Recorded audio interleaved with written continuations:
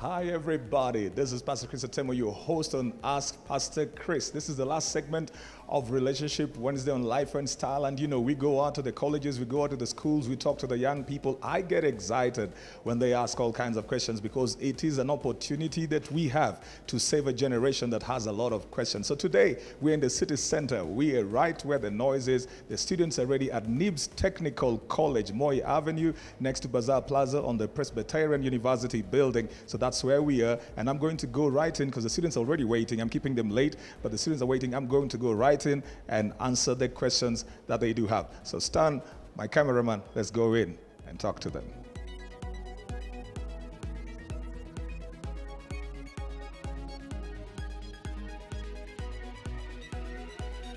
Hi, everybody.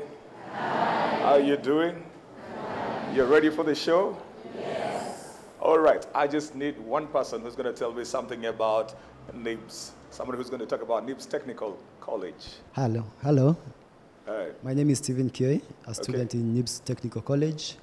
Well, NIBS Technical College has been there for the past 17 years. We are offering different kind of courses. We are offering hospitality, journalism, and all kind of departments you want. You will find it in NIBS Technical College. Right. But I will just give a hint about journalism, because that is what we are here for, maybe some of us. Journalism, we believe in one thing, that we are not here so that you can train to be journalists. We are journalists in training already. So that when we get out of the world, we are ready to go out there and do what the world wants. This school is based in Christianity, and we are proud that in town campus, we are led by a pastor by the name Pastor Sami Dhuku, who is our operations manager. Great. He's on my left side, and we believe that with putting God first, everything will go well. So NIBS Technical College is a place to be because we believe in developing skills and competence. All right. Great. It's good to know that you have a pastor, so you're not strange to having one over here. But I'm here today to take your questions, relationship questions. Let me just find out, do you watch Life and Style? How many of you watch Life and Style? You watched it before. Now, all right, so you're moving from just watching to being on it, but I want to take your questions right now. Who's going first for me? Okay, I'm Susan Barbara, and I have this question. Okay, I'm always feeling insecure whenever I'm with my guy and he's like chatting or doing something else. And also I'd like to know, what can I do so as to stop like seeing his mistake instead of always complimenting him whenever he's doing something nice? All right. I think your first question has already, you may be seated, your first question has already raised the issue that you have. And the good thing is that you have identified your issue because you said you're insecure. So it is that insecurity that makes you become critical of the things that they do. You cannot give what you don't have. So when you don't feel whole by yourself, when you don't compliment yourself, when you don't feel that when you don't see good in yourself, rather, then you will not see it in somebody else. And the reason you feel insecure is because either there is a low self-esteem or there is how you've been treated before. Still, we'll come back to the issue of how you view yourself. You only see people how you see yourself. So if you don't think that you're good enough for them, you'll always think that there's a threat. And that's the reason why when you see them texting or chatting or talking to somebody else, you think that you're being replaced because you don't feel like you measure up. So it's like you're always feeling like there's a gap in there. That has got to do mostly with how you view yourself. So you need to start building your self-esteem. You need to talk more positive to yourself. You need to be around people who see positives in you and they build up your spirit. They build up your mentality. You need to read books that are going to help you see the possibilities. Focus on your gifts. Focus on the areas of your strength. Focus on the things that you do well. Concentrate on that. Nobody has everything, but everybody has something. So if you focus on your failures, your weaknesses, or the negative things that people have said to you about yourself, you will always look at yourself as being lower. Probably you have been compared, or you've compared yourself to other people growing up or something, and then you grew up feeling like you don't measure up, so you still carry on that. And then that will always carry on into every relationship that you will have, whether it is with a guy or anybody else. You'll always feel the need to compete. But if you begin to focus on the things that you can do well, you write them down. There must be those things, you know. So you write them down and you focus on that. So you start telling yourself, I can do this, and I can do that, and I can do that, and I do this very well. If anybody were to ever ask you, what can you do? It's not pride, it's confidence, it's owning your gifts. Be comfortable in expressing your strengths. Be comfortable in talking about what you can do well. That will begin to build your self-esteem. And then do not accept ill treatment as normal. That's one of the things that happens to people who have a low self-esteem. So whatever comes around their life, they think that's okay because of who I am. Don't accept it as normal. When you do that, you begin to change your normal. You're beginning to make yourself better than you have seen yourself. So the thing is, you don't work on the guy, you work on yourself. It's your self-esteem that you need to work on. You're in a relationship and it doesn't work. How do you handle that disappointment? What do you mean by it doesn't work? You're trying something and it doesn't work. Maybe you're in a relationship with someone and your expectations were not as per. How do you handle that disappointment? You're talking about expectations, you're talking about it not working. So I would begin with the expectations. Are your expectations realistic of each other? What kind of expectations do you have when you're going into a relationship? Are they communicated? Because you could have expectations that the other person does not know of. So what that means is that you're working on assumptions. You may think they know. There are things that people think it's obvious. Depending on who you're hanging out with, who you listen to, or who listens to you, who you sit with, sometimes you think it's obvious. Everybody knows. So never go into relationships based on cliches, because a cliche will make you assume that everybody knows what you know. That means that when you have expectations, you need to express them. And you need to also try to understand what are the expectations of the other person. Then you begin to work around that, whether you are able to meet their expectations and whether they're able to meet your expectations. If that cannot work, then you start finding ways who is going to compromise and how much are both of you going to compromise in those so that you make it work. It's only when you have done everything like that that you can say the relationship is not working, because relationships don't work by themselves. They are worked over and over. By the time it comes to the place where you think it's not working, it could be conflict that is not resolved or disagreement based on values or something. So if it is conflict, then you got to look at it. Is it personalities that are clashing, or is it issues that are coming in? Because sometimes the issues are very, very petty, but the personalities are very strong. So that nobody's going to bulge, nobody's going to say sorry, nobody's going to say forgive me, nobody's going to work their way around. And then you will say it's not working, when the truth is, it's the personalities that are a problem. A relationship exposes a lot of things. It exposes your beliefs, it exposes your values, it exposes your fears, it exposes your personalities. All of those things are things that we mostly work to hide. Our fears, our insecurities, our personalities, our flaws, our weaknesses. We work so hard to hide those because there's a way we want to be seen. So that's the discomfort that relationships bring. Now, in a relationship, you must be willing to be vulnerable. You can't relate if you're not vulnerable. It means you've got to come into a place where you're willing to allow somebody to see your flaws, your weaknesses, your fears, your insecurities, and all that. If you're not comfortable with that, it's going to be very difficult for the relationship to work. So the thing is, you must also then feel safe and make the other person feel safe, that in case they see something in you or you see something in them, it is safe enough because you want to work it out. It's not going to be because I saw this thing, so I'm out. That makes people want to keep on hiding a lot of stuff. Then by the time you find out something about somebody, it becomes an issue. So relationships don't work by themselves. They are worked. But you got to look at what is the reason it's not working. Yeah, my name is Elijah. And I really thank God that I'm asking this question directed towards a pastor. How do we know God's will, or how do I know God's will in choosing a partner whom I hope to spend the rest of my life with? All right. Well, the primary way of knowing God's will is knowing God's word. That's the primary way of knowing God's will. It's God's word. And that means that anything that is outside of his word cannot be his will. That's the standard. That's the standard that we have. It's a canon. So God speaks to people in different ways, and he leads people in different ways. He reveals things in different ways. But the bottom line is his word. So whether it is a dream, a voice, an impression, whether it is a prophecy, whatever it is, eventually the bottom line is his word. It must come based on his word.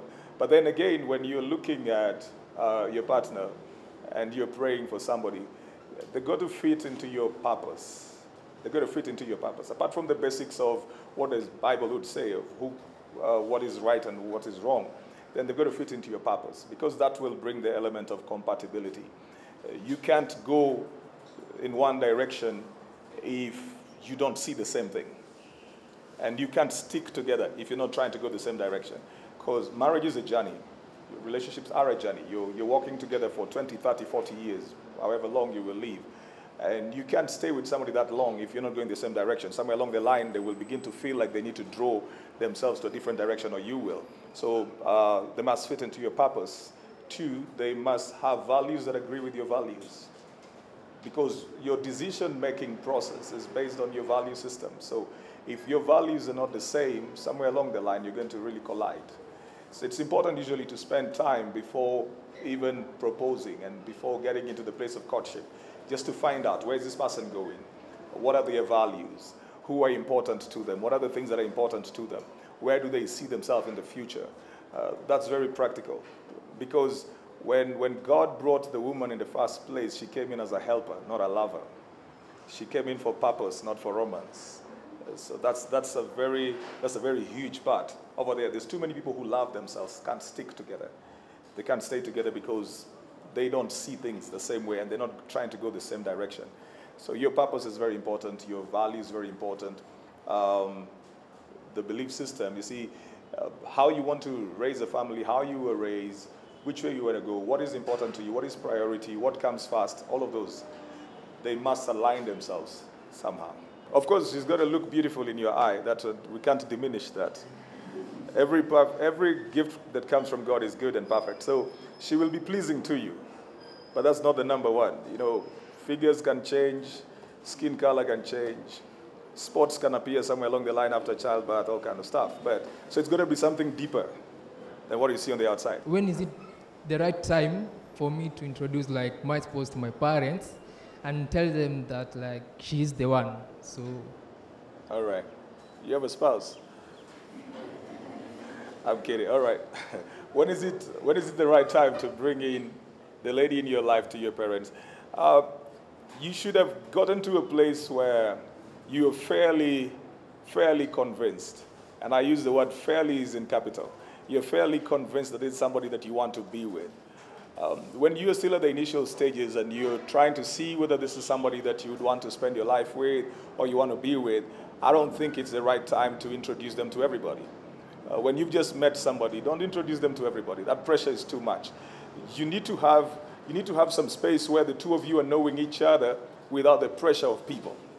So that if you feel that it cannot work, you still have the option of respectfully ending it without feeling the pressure that people know about the two of you, so the two of you have got to stay together. That's what happens when you introduce people into your relationship, because they become your witnesses.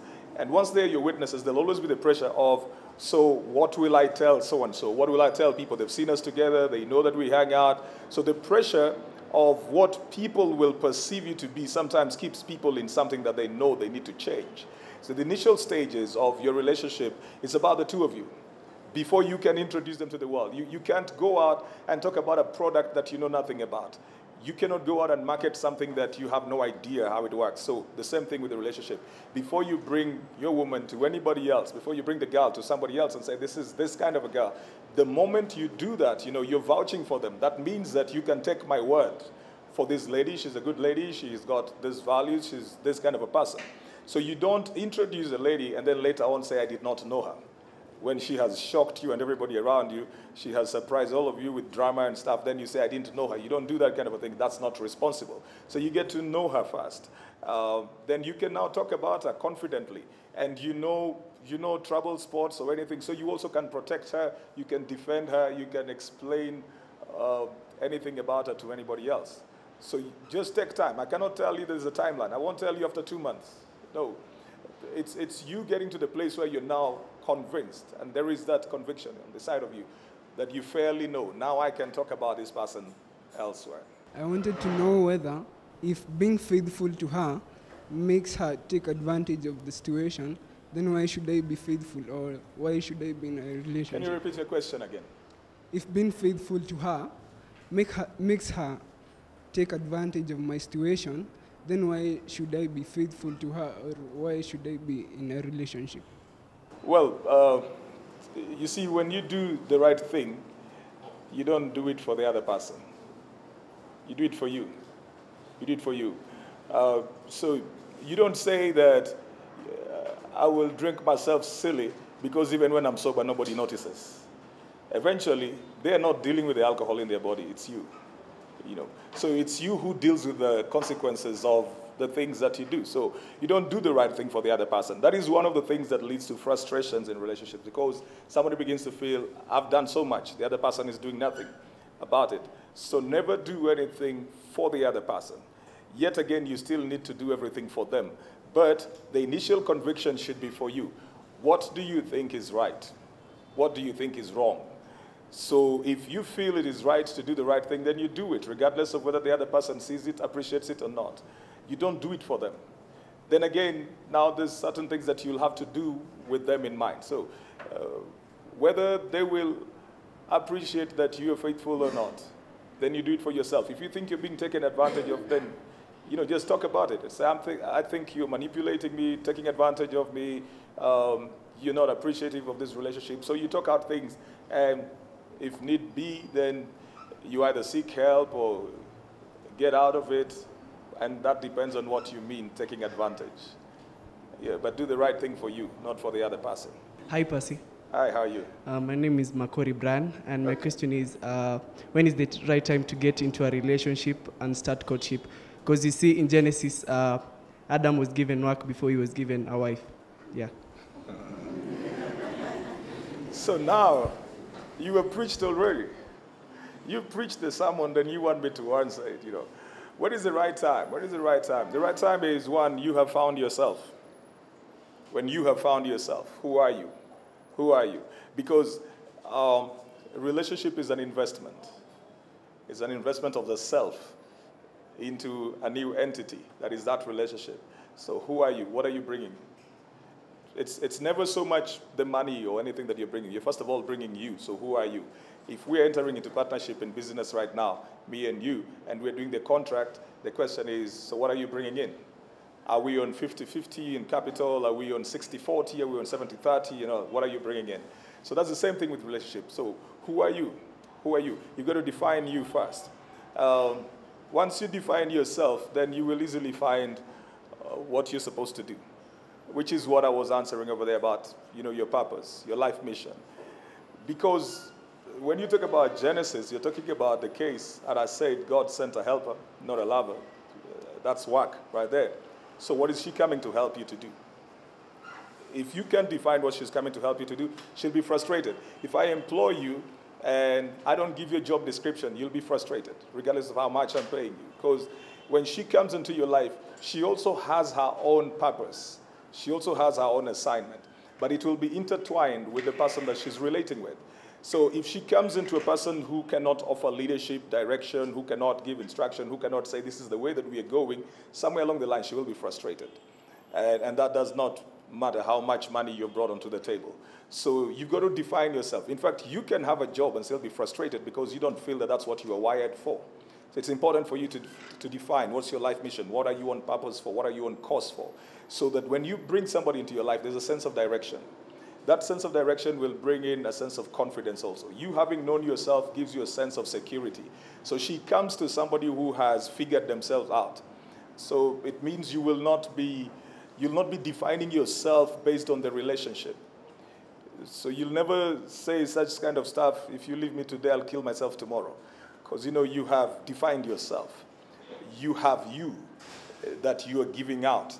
So there'll be the sense of stability, security. There'll be the sense of her seeing a sense of direction. If you have that, then you're ready for courtship. But then again, there's the practical aspects also. I love to say that there's a practical aspects. Like, what stage are you at right now? And what is priority to you now? That also will determine whether you get into a relationship or not, because it takes time, it takes energy, it takes resources, it takes commitment to make a relationship work. If you're not at the place where you can give that, then you may not want to do it then. Some of those are just practical decisions that you make. I'm Elizabeth, and my question is, how do I end a relationship that I am in? And the reason is because the values I expected from the guy is not what I find he has. How do I end the relationship without hurting him? Okay. How do you announce death without hurting somebody? So it's the same thing, you know. Whether you say somebody has been received up to glory, they've passed on, they breathed their last, or you say they're dead, eventually somebody has to deal with that. But there's, I don't know whether to answer how to end it or the reasons why. Let me try both of them. You talk about the values that you found were not the ones that you expected. And the question would be, did you communicate your values to this person? Or you just went in thinking that they're supposed to be this kind of a person, then you find that they are not, then you walk out. That would not be very fair.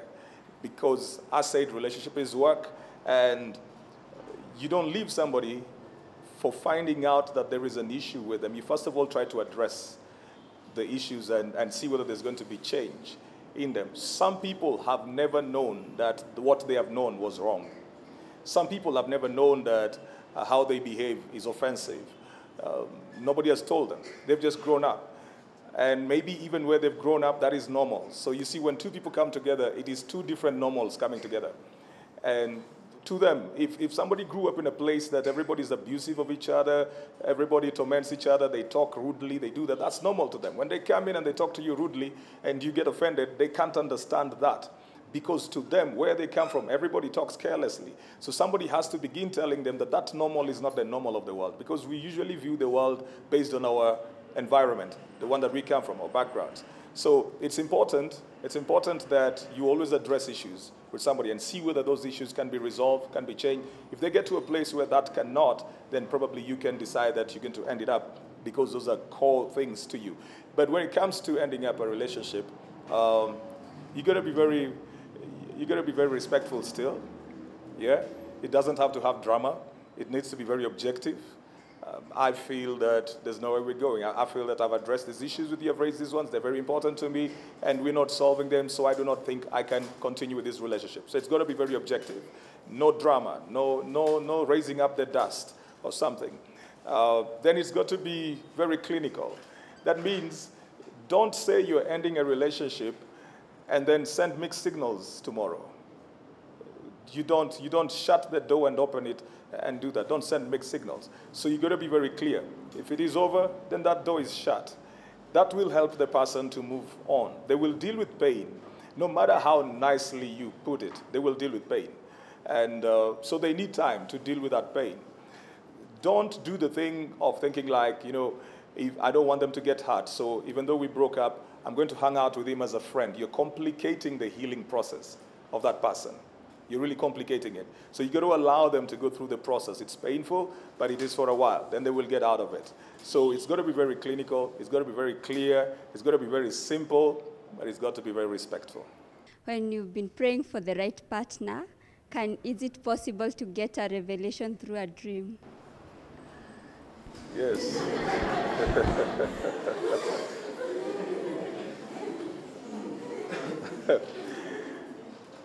Well, yes, it is possible. It is possible to get a revelation through a dream. That is, I make my presumption I'm talking to somebody who is a believer. It is possible. It is possible to get a revelation through a dream. Yet again, you've got to be very careful when things like dreams come in. Because dreams also come through the multitude of thoughts. Yeah, they do. You check out Ecclesiastes 5. Talks about that. And you know, if you sit down watching a movie too much, the possibilities of you dreaming what you watched is very high. So it also could be meditation, thoughts that have continually been in your mind. So when it comes to things like dreams, then you also have got to give it time. You got to give it time. You don't dream about somebody tonight and then think God has spoken. No. The proof of what God has said is usually in the fulfillment. not in the revelation. It's in the fulfillment. The proof of a prophecy is in the fulfillment, not in the revelation. You will only know God said it when you see it come to pass. All right. That's all the time we have had today. I've enjoyed myself here at NIBS Technical College. That's all the time we had for today on Ask Pastor Chris. Remember, if you want us to come to your college, to your community, you want us to come to your school, wherever you are, you send us mail on lifeandstyle@standardmedia.co.ke. That is Life and Style. The and is a symbol, lifeandstyle@standardmedia.co.ke. 22840 is the text message number. Keep on the conversation on Twitter, on Facebook, and on Instagram. The hashtag is KTN Life and Style. You could also follow us on those platforms at KTN Life_style. That is for both Instagram and Twitter, and KTN Life and Style on Facebook. Follow me too on CJ Atemo on Twitter. God bless you. Tomorrow is Inspiration Thursday. Keep it Life and Style every weekday, 8 to 10. Have a lovely day.